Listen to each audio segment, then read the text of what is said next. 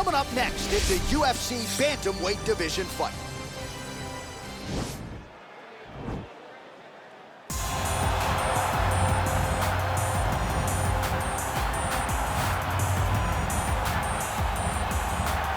The Olympic gold medalist, UFC flyweight champion, and again, you talk about work ethic. That conversation begins with the messenger, Henry. It absolutely does. As a young boy, Henry understood that he wanted gold bigger than any high school kid should chase.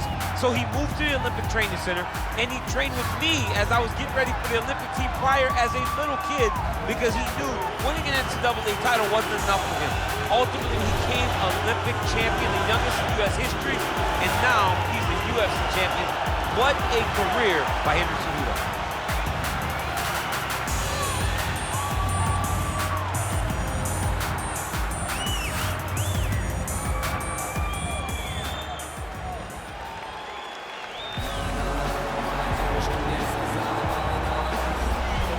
Well, we probably trot out the term well-rounded in modern-day mixed martial arts more than we should, but this fighter certainly fits the bill. Oh, 110%. He can do everything inside the octagon. Where he is most comfortable is inside of that 8-sided structure where most men are terrified of being. But for this gentleman, he only wants to be there. When you try to wrestle him, he's able to defend takedowns. If you dare stand and strike with him, he can knock you out. He's got all the tools necessary to become a UFC champion. His first martial art, mixed martial arts, and that's not always the case. He believes that he should have a lot of advantages in this matchup too. Our tale of the tape for this, our main event of the evening. Jan is 27, Cejudo is 33. Jan is 3 inches taller. He will have a 3-inch reach advantage. All right, now with the official introductions, we go inside the octagon of Bruce Buffer. Ladies and gentlemen, this is the main event of the evening.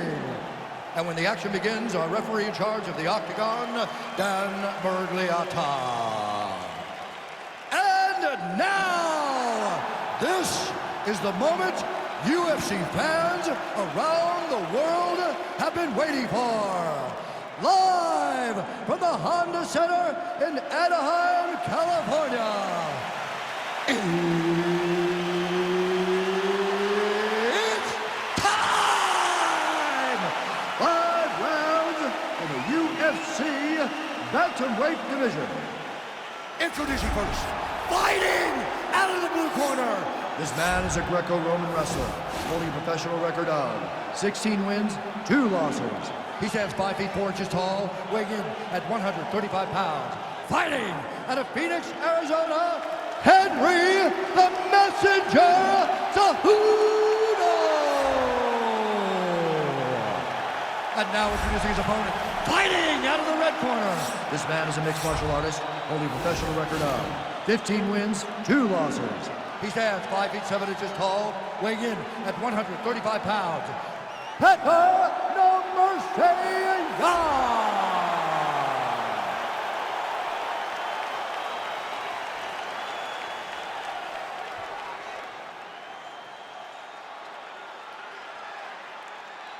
All right, commit to the rules in the locker room. I want you to obey my commands at all times, protect yourself at all times. I want a nice, clean, safe fight. Touch gloves, back your corners, not fight.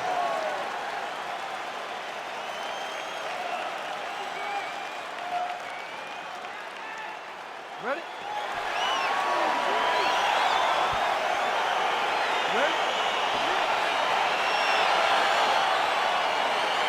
All right, so the fight is now underway. On one side, we have a fighter who does everything well, taking on a true grappler on the other side. Going to be interesting to see how long he can keep it up. I mean, Damian Maia may be the most specialist type of grappler in the UFC. This guy resembles him in a number of ways. Let's see how he manages this fight against a guy that can do just about everything inside the octagon. Takedown defense holds up. That one stuck in. Nice play. All right, he'll engage in a single collar tie. So he lands a double jab there. He continues to work off of that weapon, and you felt like that was a big key. Oh! He needs to start looking to finish now because he's got his opponent hurt very bad. Oh, he might be out.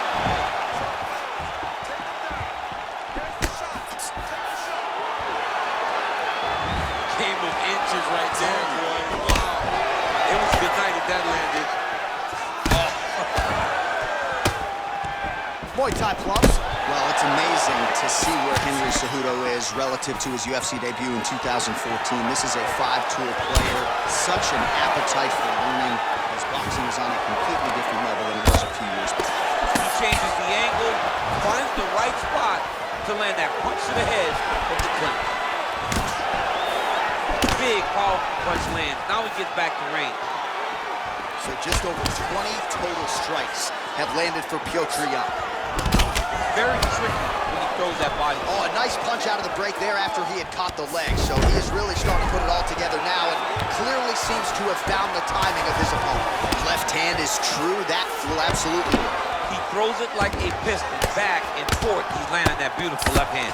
Man, this is some serious ground and pound. He's trying to put this dude's head like through the canvas. He's one of the better ground and pound fighters we have in the entire UFC, and you're seeing why. All right, half guard position here, DC. You have an extra pop in your step when you talk about fighters working out of this half guard. Oh, man, I like half guard as a top fighter. I understand half guard as a bottom fighter. Don't want to be there. It's very dangerous. But if you are there, you have to be winning the position of the underhook. It opens up so many opportunities for you to either escape or sweep. A lot of top pressure being applied here. Well, there are few things more fun to watch in mixed martial arts than these type of transitions and scrambles on the ground. High-level grappling can really be entertaining. All right, so pretty good damage here with the ground and pound. Nothing superficial about these strikes. They are intending to harm. Oh, yeah, he's landing very accurately, and he's landing to get damage off. That horn sounds means we have reached the end of round one.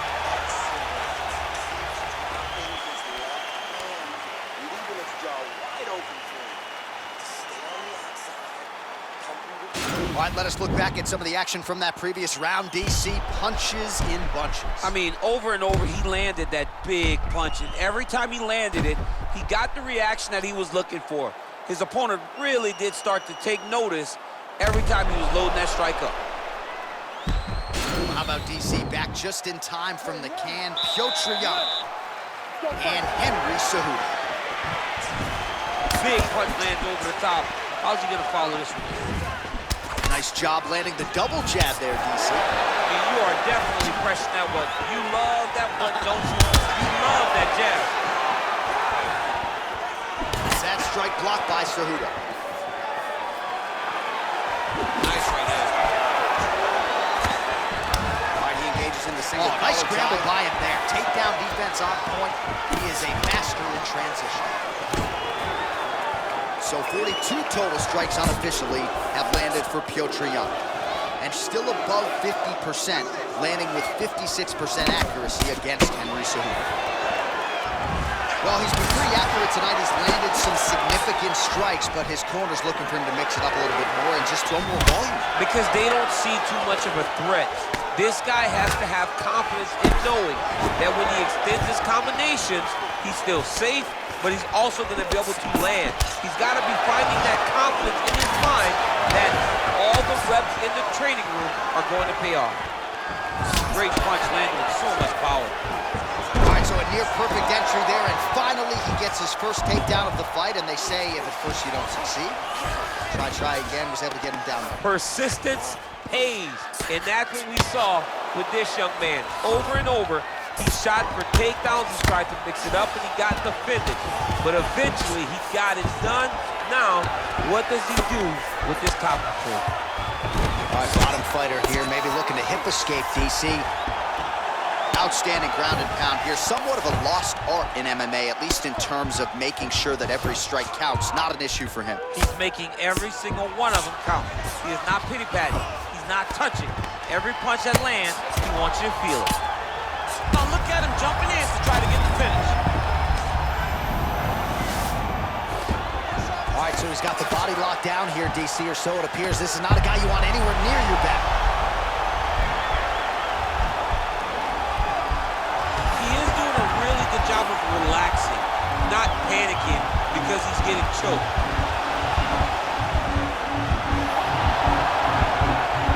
And this might just be a matter of time.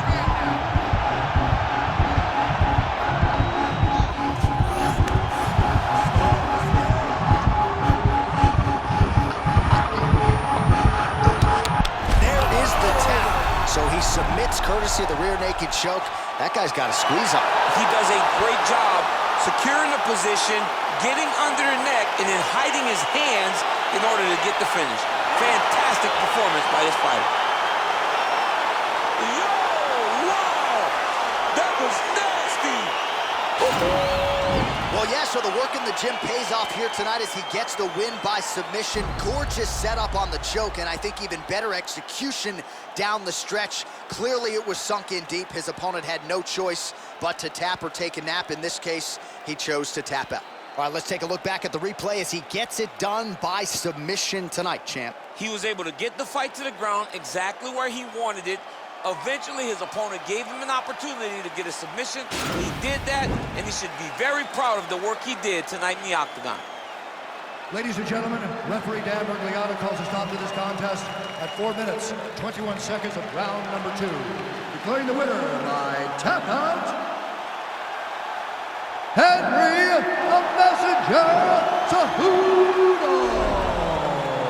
Well, what an incredible result here tonight as you see the winner there celebrating his victory by way of submission, and they put so much stock into finishing this fight. They felt like to really spin his career forward, they needed to not just win, but get the finish, and they certainly got it tonight. They got the finish. He's such a terrific grappler. Every time he is on his back, he looks for submissions.